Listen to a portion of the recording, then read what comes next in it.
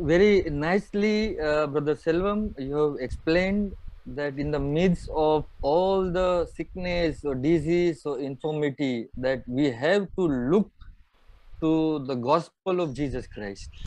बहुत ही अच्छी तरीके से भाई सेल्वम ने ये बातें बताई हैं कि हमारे जो बीमारी या हमारे जो कमज़ोरी के बीच में जो है हमको प्रभु यीशु मसीह को देखते रहना है। Only to fulfill the plans and purposes of God that can be done when we are in Christ Jesus. सारी बातों को परमेश्वर के उद्देश्य का अनुसार होने के लिए जब हम मसीह यीशु में जीते हैं। I would like to add one more, this one scripture where it says, Acts chapter 4, verse 16. मैं एक वचन लेना चाहता हूँ, वो है प्रेरितों के पुस्तक में अध्याय 4 और वचन 16। In Acts 3, Peter and John healed a crippled man who was at the beautiful gate. हम देखते हैं जो द्वार था सुंदर, जिसे जिसे लोग कहते थे, वहाँ पर एक जन्म से लंगड़ा आदमी को पतरस और यूहन्ना चंगाई देते हैं। Verse 16, Acts 4, verse 16, saying, what shall we do to this man? For that indeed a notable miracle has been done by them, is manifest to all them that dwell in Jerusalem, and we cannot deny it.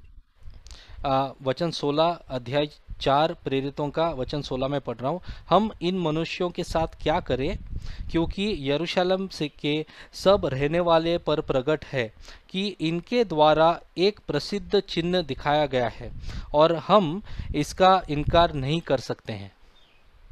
So these elders of the Israel, the scribes, or we can say the Pharisees, the Sadducees, they all know that a notable miracle has taken place.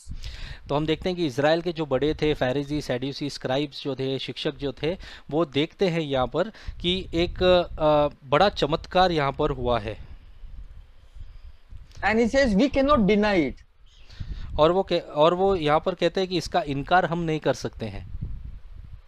That means they were keeping the temple and they were preaching Judaism and whatever they were supposed to do in the temple, they were not doing based on the law of Moses.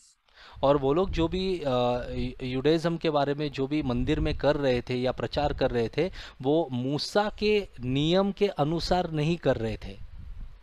And God already told in the law when he did signs, wonders and miracles, and he told that you must tell your generation, that means each and every generation to come.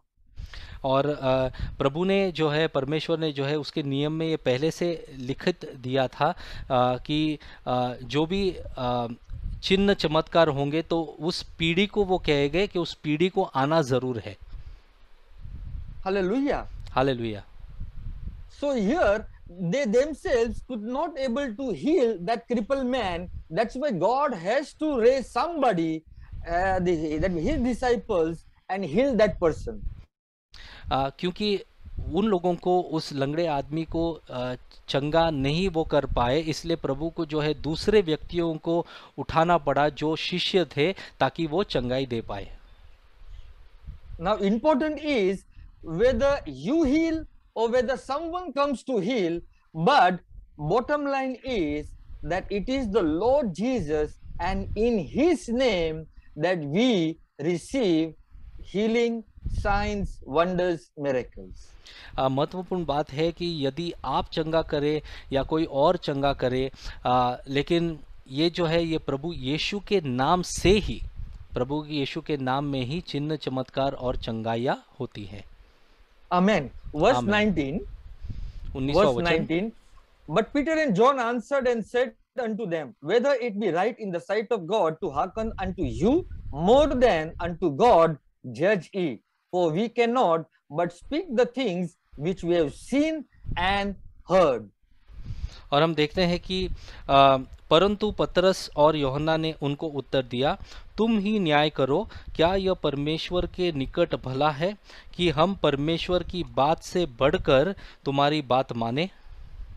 Now they threatened this these elders of Israel and the scribes, they threatened to the disciples that you should not speak in the name of Jesus. वो लोग अभी जो फैरिजी और scribes थे उन्होंने धमकी दिया कि यीशु मसीह के नाम से तुम्हें प्रचार नहीं करना है. But Peter and John answered and said, it says, whether it be right in the sight of God, that whom shall we obey, man or we must obey God. तो पतरस और यूहन्ना यो कहते हैं, तुम ही न्याय करो, क्या यह परमेश्वर के निकट भला है कि हम परमेश्वर की बात से बढ़कर तुम्हारी बात माने? That means who is greater, God and his word or any human being? तो कौन है महान, परमेश्वर, उसका शब्द, उसका वचन, या कोई मनुष्य?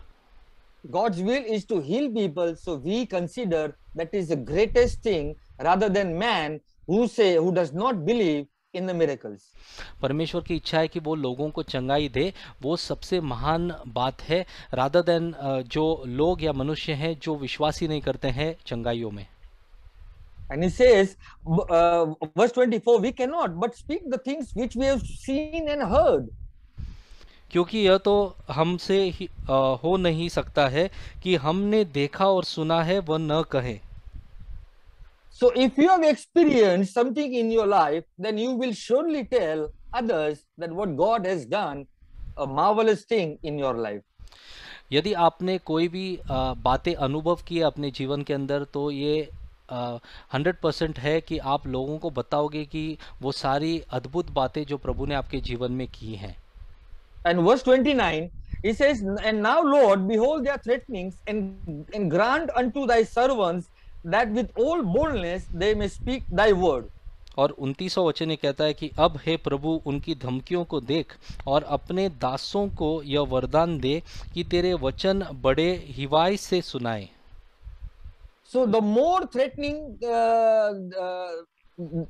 it was given to Peter and John, they said that Lord, give thy servants more boldness so that we may speak your word.